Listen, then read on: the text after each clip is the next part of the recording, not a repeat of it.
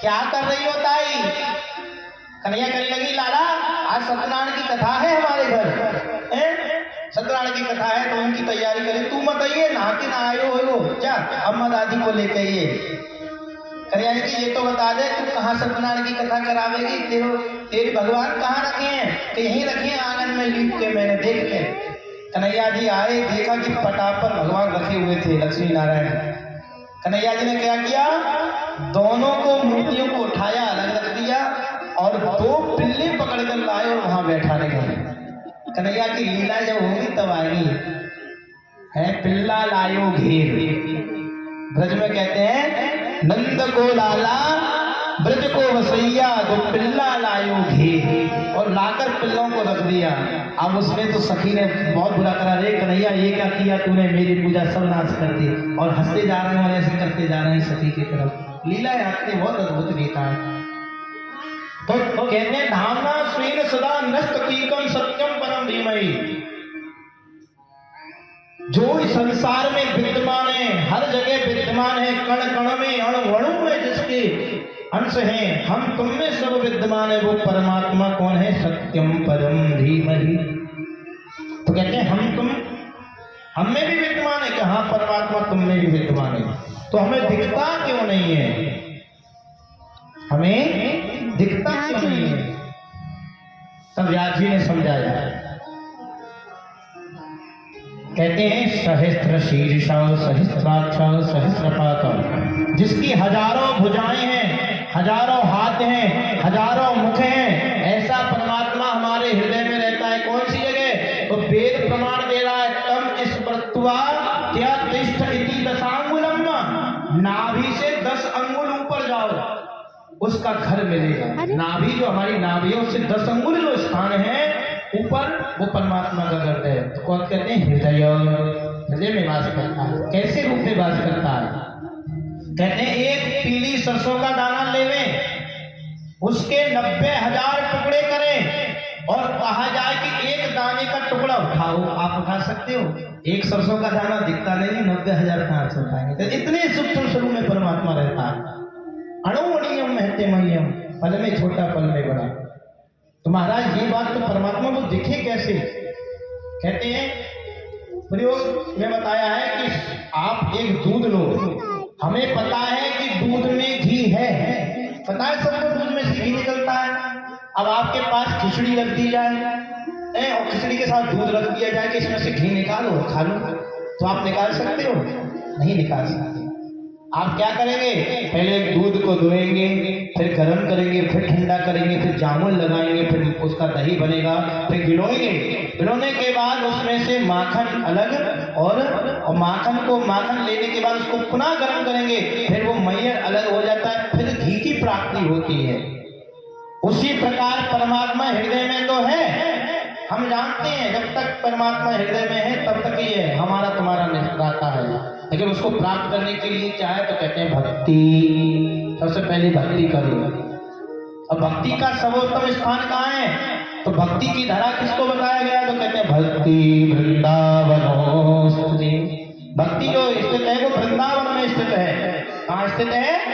वृंदावन को किसको बोला जाता है कि भक्ति? तो भक्ति स्वरूपा को वृंदावन है, ना वहाँ ज्ञान है ना वैराग्य, सिर्फ क्या है? भक्ति है। और ज्ञान वैराग्य लेना है तो कहाँ जाए?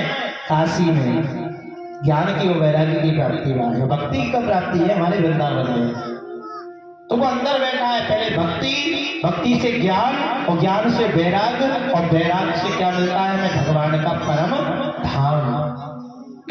उसको जगाने के लिए क्या करना पड़ेगा? तो कह रहे हैं ज्ञान कीर्तन करो, गुरु की शरण जाओ, भगवान की शरण प्राप्त करोगे तो तुम्हें ज्ञान होगा, फिर वैराग्य होगा, फिर भगवान स्वतः ही तुम्हें मिल जाएगा। भक्तों एक बात ध्यान रखना, जीवन में गुरु का होना बहुत ही आवश्यक है। जीवन में अगर गुरु नहीं है तो आपका कल्याण नहीं हो सकता। अब पूछो क्यों? क्योंकि जिस भक्त को भी भगवान की प्राप्ति हुई है उसमें गुरु का मुख्य रूप रहा है। ध्रुव जी छोटी अवस्था से चलने लगे, जंगल में रहने लगे, भगवान की प्राप्ति ना हुई, नारद जी आए। नारद जी ने आकर उन्हें ज्ञान बताया, गुरु बनाओ। तो नारद जी को गुरु बनाया और गुरु बनाकर नारद जी ने मंत्र दिया, ओम नमो भगवते वासुदेवा, इसका जाप किया और भगवान नारायण की उनको प्राप्ति हुई। प्रहलाद जी को भी नारद गुरु प्राप्त हुए और उनको भी भगवान की प्राप्ति हुई। इसलिए जीवन में एक गुरु होना अति आवश्यक है। गुरु की संज्ञा में ये 3 गुरु हैं संसार में। एक कौन से हैं तो कहते हैं शिक्षा गुरु, जो हमें शिक्षा देते हैं, अनेक होते हैं। दूसरे कौन से होते हैं, कहते हैं हमारे घर के कौन से पुरोहित गुरु, जो हमारे घर पंडिताई करने आते हैं, हमारा संस्कार कराते हैं। तीसरे गुरु कौन से, तो कहते हैं सदगुरु, जो हमें सन्मार्ग प्रदान करते हैं, सत्मार्ग प्रदान करते हैं, जिससे हमारा कल्याण होता है। वो सदगुरु हमारे जीवन में बस एक ही होता है और होना भी चाहिए। कहते हैं, वेद कहते हैं, जिसका गुरु नहीं उसको ब्राह्मण को जल पिलाने का कोई अधिकार नहीं है। अगर वो अपने जीवन में कुछ दान पुण्य करता है तब भी वो बेकार है। उसको बोला गया है कौन सा, कहते हैं निगूढ़ा शब्द, निगूढ़ा बोला गया बिना गुरु के चेले को, है ना। तो गुरु होना अति आवश्यक है। जिसका गुरु नहीं वो बेकार, उसको वैसे मानो निगूढ़ा, इसका कोई अर्थ नहीं है। और गुरु भी बढ़िया बड़े बड़े हैं आजकल, गुरु भी बड़े सोच समझ कर बनाना चाहिए ना। मैं तो सच बोलता हूँ। कहते हैं हमारे वृंदावन की कहावत है कि दूध पीवे छान के और गुरु बनावो जान के, है ना। है क्योंकि गली गली गुरु फिरत हैं, हमसे मंत्र लेओ स्वर्ग जाओ चाहे नरक जाओ हमें दक्षिणा। ऐसे गुरुओं से विशेष सावधान। गुरु कैसा हो, जो हमें अपनी पूजा ना बतावे, वो डायरेक्ट भगवान से मिलावे, भगवान की शरणागति करावे, वो गुरु हो। ना कि अपना फोटो रख के पुजवावे, वो नहीं, वो हमें भगवान की प्राप्ति कराए। गुरु क्या कार्य करते हैं संसार में, तुलसीदास बाबा कहते हैं कि बिना गुरु का हमारा जीवन कैसा है, कि गुरु बिन भव निधि हरे न कोई, गुरु बिन भव निधि हरे न कोई, जो विरंज कर सब होई, जो विरंज कर सब होई। गुरु बिन भव निधि हरे न कोई, गुरु बिन भव निधि हरे न कोई, जो विरंज कर सब होई, जो विरंज कर सब होई। गुरु बिन भव हरे न कोई, जो विरंज कर सब। यानी गुरु के बिना इस संसार को पार करना उसी प्रकार मुश्किल है जिस प्रकार एक समुद्र को पार करना बिना किसी जलयान के है। अरे समुद्र को पार करना है तो नौका की जरूरत पड़ेगी नहीं पड़ेगी, भाग के तो पैदल नहीं कर सकते, नौका की जरूरत है। तो इस संसार को पार करना नौका की जरूरत पड़ती है। सागर को पार करने के लिए इस संसार की जो संसार भवरूपी संसार को पार करने की जो नौका है वो हमारे गुरुदेव है। ज्ञानमयी नौका को देकर इस भवरूपी संसार से पार कराकर हमें हमारे प्रभु के इष्ट के चरणों में पहुंचाते हैं। तो इसलिए गुरु का होना अति आवश्यक है। तो कहते हैं सत्यम परम धीमहि, जो सत्य है, जो सत्य क्या है तो कहते हैं जो पृथ्वी ना थी तब भी था, जो पृथ्वी है तब भी है, और पृथ्वी ये संसार नहीं रहेगा तब भी वो रहेगा। यही सत्य है जो कभी ना मिटे, ना जिसका आदि है ना जिसका अंत है, वही सत्य है। तो ऐसे परमात्मा की स्तुति भगवान व्यास जी ने की। आगे इस श्लोक में किया है, धर्मामोचित केतवोत्र परमो निष्ठुसराणां सतां, वेदा वास्तु मंत्र विशतु शिवदम आपत्रयोर्मूलनम्। कहते हैं सत्य सबको प्रिय है। कि तुमने इसमें सत्य की वर्णना क्यों की है? कहते सत्य सबको प्रिय है। कि सत्य कैसे सबको प्रिय होगी? लोग तो इतना झूठ बोलते हैं, बहुत झूठ बोलते हैं संसार में, बात बात पर झूठ बोलते हैं। उनको भी सत्य प्रिय का, हाँ उनको भी सत्य प्रिय है। वो तो झूठ बोल रहे हैं, लेकिन उनसे कोई झूठ बोले ये उन्हें बर्दाश्त नहीं है। वो भी सोचते हैं हमसे जो बोले वो सत्य बोले। झूठे लोगों को भी सत्य प्रिय है। वो तो झूठ बोल सकते हैं, लेकिन हमसे किसी ने झूठ बोल दिया तो समझ लो हमसे झूठ बोल रहा है। उनको भी सत्य प्रिय, वो भी सत्य के उपासक हैं। इस संसार में किसी न किसी रूप में हम सब सत्य के उपासक हैं। सत्यम परम धीमहि प्रोचित कैतम परम निष्ठानाम। कहते हैं इस सत्य की कथा को सुनने के लिए क्या हो, तो जब सुने उसका आदर डाले कैसा स्वभाव होना चाहिए जो सुनना चाहता है कथा को, तो निर्मत सराणाम रोज कहतवई निर्मत सराणाम। उसके अंदर किसी प्रकार का मात्सर्य नहीं होना चाहिए, किसी प्रकार का द्वेष नहीं होना चाहिए, किसी प्रकार की द्वेष भावना अंदर नहीं होनी चाहिए। काम क्रोध मद लोभ अहंकार द्वेष ये भावना को त्याग कर वो भगवान की कथा में सन्मुख बैठे और उनके चरणों को पढ़े, उनकी चरणों की सेवा को निहारते हुए और इस कथा को सुने तो उसका कल्याण होता है। और क्या होता है? तो तापत्रय मूलनम, 3 प्रकार के ताप हैं संसार में, दैहिक दैविक भौतिक। दैहिक माने शरीर का, दैविक मानी देवताओं के द्वारा आंधी बारिश तूफान ये आना जितना दैविक ताप। दैहिक मानी शरीर में रोग का उत्पन्न होना। भौतिक मानी इस संसार का जो ताप है ना, उस ताप से वो उसका छुटकारा हो जाता है। कैसे कि राम जी का जब राज्य था तो ये 3 प्रकार के ताप नहीं थे कि दैहिक दैविक भौतिक तापा राम राज कहु नहीं व्यापार। तीनों प्रकारों का ताप का नाश हो जाता है। उसके जीवन में क्या रह जाता है? सिर्फ सुखमय सुखमय और सुखमय। कहते हैं सुनता है उसके तीनों प्रकार के ताप विनष्ट हो जाते हैं। श्रीमद् भागवत महामुनि कृते किंबा परेश्वरा साध्यो हृदय रुद्यते कतभी शुश्रूषि तक्षणा।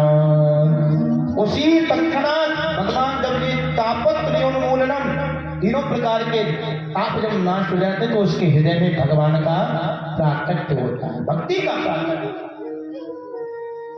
कहते हैं 3 श्लोक बोले हैं व्यास जी ने। पहला क्या है? किसको धी? तो पहले श्लोक में बता दिया सत्यम परम धीमहि, आप सत्य का ध्यान करें, उसको धी। ज्ञेयम ज्ञान कैसे हो, किसको पढ़े, किसको ज्ञान करें? तो कह रहे हैं भगवान नारायण का ही ज्ञान करें, उनकी कथा को श्रवण करें, उससे आपके 3 प्रकारों के पापों का नाश होगा। अब आगा किम पेयम, किसको पिए, किसको पिए? तो कहते हैं निगम कतलोलगलतम फलम सुखमुखामृत द्रव संयुतम पिबतम भागवतम रसमाल्यम मुहुर्हो रसिका भुवि भावुका। कहते पीना है तो निगम कल्पतोलगलतम। निगम कल्पतोलगलतम का मतलब क्या? निगम मानी वेद, वेदों का जो फल है कल्पतोलगलतम। वेद की मंत्र जो है ना, राधे राधे, वेद को अपना ध्यान करें, उसी मन से हमारा कामना पूर्ण होती है। जिस प्रकार एक कल्प वृक्ष के नीचे बैठने से हमारी मनोकामनाएं पूर्ण होती है, उसी प्रकार निगम यानी वेद की शाखाओं के नीचे बैठने से मंत्र को लेकर बैठा जाए और उसका जाप किया जाए तो हमारी मनोकामना सिद्ध होती है। कहते हैं उसी प्रकार जिस वेद के पढ़ने से मात्र से जाप करने से फल की इच्छा होती है, ऐसे वेदों का फल। तो ऐसे वेदों का फल क्या है? तो कहते हैं पिबत भागवतम रसमाल्यम, वो भागवत है, उस रस को हमें पान करना चाहिए। भागवत रस, फल को तो महाराज खाया जाता है, फल को पिया नहीं जाता है, फल को क्या जाता है? खाया जाता है। कि नहीं, खाने इसमें छिलका होता है, लेकिन इसमें छिलका नहीं है। तो क्या है? पिबतम रागवतम रसमाल्यम मुहुरु रसिका भूमि भाव का। ये साधारण फल है, इसको सिर्फ पिया जाता है, पेय पदार्थ है। जितना इसे पियोगे उतना समझ लो उतना आनंद आएगा। ये ऐसी गंगा है, एक गंगा कैसी है? हमारे शरीर के पापों को धोती है। वो कौन सी है? भागीरथी गंगा। दूसरी गंगा कौन सी है? तो कहते भागवत गंगा। उसमें डुबकी लगाने में डर लगता है, लेकिन इस गंगा में जितनी डुबकी लगाओगे उतना ही आनंद आता है। जितनी इतनी गहराई में उतरोगे उतना ही आनंद हमको प्राप्त होता है। ये ज्ञान गंगा है, और ज्ञान में जितने बढ़ोगे, जितनी इतनी डुबकी लगाओगे उतना ही आनंद हम लोगों को प्राप्त होता है। तो इस फल को खाना चाहिए। अब कहने लगे महाराज ये फल है क्या? ये फल कहां से आया? तो हमें बताएं ये फल की प्राप्ति हुई कैसे? तो कहते हैं सुने, आदि समय में भगवान नारायण के द्वारा ब्रह्मा जी को ये फल दिया कि शिष्यान परंपरागतिनो। एक फल जब ऊपर से गिरा होगा महाराज, पका हुआ फल तो गिर गया होगा और फूट गया होगा। कहते नहीं नहीं, फूटा नहीं है फल। कैसे आया? कि परंपरागति शिष्याणाम, शिष्यों की परंपरा से, आचार्यों की परंपरा से ही आया है। कैसे आया? तो कहते हैं नारायण भगवान ने ब्रह्मा जी को दिया, ब्रह्मा जी ने नारद जी को दिया, नारद जी ने व्यास जी को दिया, और व्यास जी ने अपने पुत्र सुखदेव जी को प्रदान किया, और सुखदेव जी ने वो पूरे परीक्षित जी को दिया। परीक्षित के साथ साथ हम सबको भी प्रदान किया। ये फल वो है। अच्छा महाराज, तो नारद जी के द्वारा व्यास जी को कब दिया गया? ये सुनाए, और ये सुनने की हमारी सब इच्छा है। और हमारे आपसे कुछ प्रश्न हैं। जब भागवत जी आ गई तो इसमें भागवत के कुछ प्रश्न हैं तो हमें सुनाया। तो सरकार ने 88,000 ऋषियों ने सूत जी से 6 प्रश्न किए। पहला भगवान, पहला ये बताएं, पुराण तो बहुत हैं, 18 पुराण हैं, 6 शास्त्र हैं, इतिहास है, मीमांसा है। इनमें हम किसको पढ़ें? सब तो नहीं पढ़ सकते, लेकिन इसमें प्रधान कौन सा है जिसको हम पढ़ें, जिसका हम ज्ञान लें? दूसरा प्रश्न किया, इस संसार का कल्याण कैसे होगा? कि मनुष्य बहुत ही ऐसा बिजी हो जाएगा मनुष्य की संसार में अधर्म ही करेगा, धर्म नहीं करेगा। ऐसे में उसका कल्याण कैसे हो? तीसरा प्रश्न किया कि जब भगवान नारायण सर्वशक्तिमान हैं, सब कुछ जानते हैं, सब में ले हैं, तो उनको अवतार लेने की क्या जरूरत पड़ी? वो तो वहीं बैठ के सब कुछ कर सकते थे। चौथा कि जब भगवान अवतार लेते हैं तो कौन कौन से भगवान के अवतार हैं, और अवतारों का वर्णन करें। अगर आप वर्णन नहीं करोगे तो इस संसार में नए नए देवता प्रकट हो रहे हैं। राधे राधे। देखो कुछ दिन पहले की बात है, साईं बाबा प्रकट हुए हैं ना। साईं बाबा ऐसे चले कि बृहस्पति वाले दिन इतनी भीड़ रहती थी मंदिरों में, इतनी भीड़ रहती थी तमाम। लेकिन कुछ दिन बाद क्या हुआ? अब वहां कोई दर्शन करने भी नहीं जाता, खाली पड़ा रहता। साईं बाबा नहीं है ये कोई, हम जबरदस्ती की है अपने मन की पूछ के। उसके बाद कौन आ गए? शनिदेव। शनिदेव देवता हैं। हम देवता की पूजा इतनी करी कि दिन रात वहां लगे रहे। अब शनिदेव छूट गए। अब कुछ दिन से और वायरल हो रहे हैं हमारे श्याम जी महाराज। उनकी पूजा तो निमित्त है, कोई बात नहीं, हमारे श्याम की ही पूजा है वो। लेकिन हम इस संसार में रहकर अगर फुलझड़ियों को ही पूजते रहेंगे और जड़ को जड़ नहीं लगाएंगे तो हमें फल की प्राप्ति नहीं होगी, पेड़ सूख जाएगा। अगर आपसे कहा जाए इस पेड़ को आपको पालना है और आप ये करने लगे कि उसकी पत्तियों को जल देने लगे, तो पेड़ हरा भरा रहेगा? नहीं रह सकता। अगर आप उसकी जड़ में जल दोगे तो पेड़ हरा भरा रहेगा। और जड़ कौन है? नारायण। तो कहते हैं किस देवता को पूजे, कौन कौन से रूप परमात्मा के हैं? 5वां प्रश्न आया कि जब भगवान अवतार लेता है तो उसकी लीलाओं का वर्णन करे, क्या किया उसने यहाँ कर। 6वां प्रश्न आया जब भगवान इस धराधाम को छोड़कर जाते हैं तो धर्म किम शरणम गतः, धर्म किसकी शरण में जाता है। तब सूत जी ने कहा, रोमहर्षण जी ने कहा, आपने बहुत ही बढ़िया ने प्रश्न, आपने बहुत ही अच्छे प्रश्न पूछे हैं। सबसे पहले आपको ये प्रश्न बताने से पूर्व में अपने गुरुदेव भगवान की प्रार्थना करता हूँ। तो सुखदेव जी उनके गुरु हैं। सूत जी के गुरु कौन है? सुखदेव जी। उनकी स्तुति करने लगे कि यम प्रवजन्तमनुपेतमपेत कृत्यम धूपायनो ब्रहे कातर्या जुहावा पुत्रेति तन्मयतया तरगोभिनेद तं भूतहृदयं मुनिमानतोऽस्मि।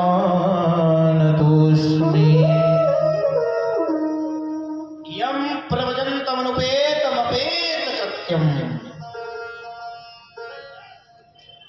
जिनका जन्म हुआ व्यास जी की पत्नी के गर्भ से 12 वर्ष बाद, ऐसे सुखदेव जी महाराज ना मां की तरफ देखा ना पिता की तरफ देखा, जैसे ही गर्भ से निकले तैसे ही वो वन की ओर चल दिए। जन्मादेश तदोपरांते वन की ओर चल दिए। पीछे से व्यास जी जा रहे हैं, पुत्र पुत्र ठहरो, रुको पुत्र रुको। सुखदेव जी कुछ नहीं सुने, कुछ आगे बढ़े, देखा कि कुछ स्त्रियां सरोवर में स्नान कर रही थी। उन्होंने सुखदेव जी को देखा तो उन्होंने कोई वस्त्र धारण नहीं किया, और जैसे ही व्यास जी को देखा तुरंत वस्त्र को धारण कर लिया। व्यास जी चौंकने लगे, पूछने लगे, आपने मुझे देखा वस्त्र धारण किए, लेकिन मेरे पुत्र को देखा तो वस्त्र धारण क्यों नहीं किए? तब वो कन्याएं कहने लगी, सुखदेव जी माया से विमुक्त है, वो माया में नहीं है, उनको यही नहीं पता कि नारी क्या है और पुरुष क्या है, वो दिगंबर है। लेकिन आप संसार को जानते हैं व्यास जी। व्यास जी ने कुछ नहीं कहा और आगे पुत्र पुत्र कहते जा रहे हैं। उनके साथ में सभी लताएं पिताएं पुत्र में हो गई, लेकिन सुखदेव जी ने किसी की नहीं सुनी।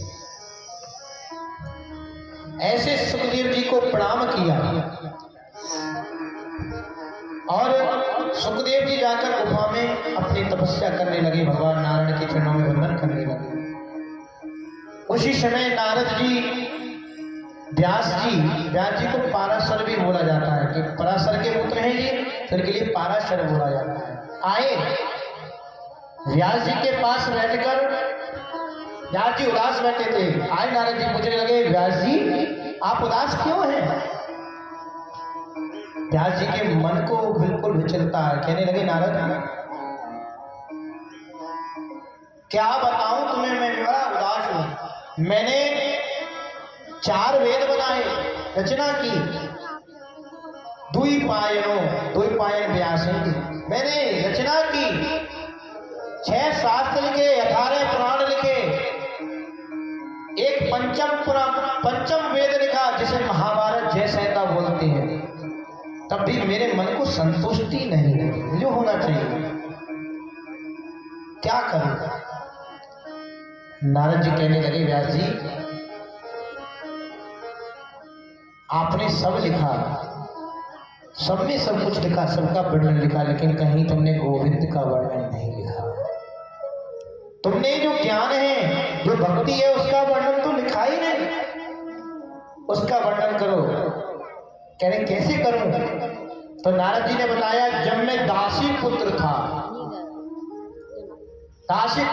तो मैं बस एक ही मन में, एक ही मेरे तन में, एक ही मन में मेरे बस यही थी, मेरे राघव, मेरे नारायण। और मैं बैठकर उनका भजन और कीर्तन करता था, बस एक ही कीर्तन करता रहता था मैं, हर पल हर क्षण हर क्षण बस एक ही कीर्तन करता था। आइए हम भी 2 मिनट नारद जी के साथ कीर्तन करें कि श्रीमन नारायण नारायण नारायण।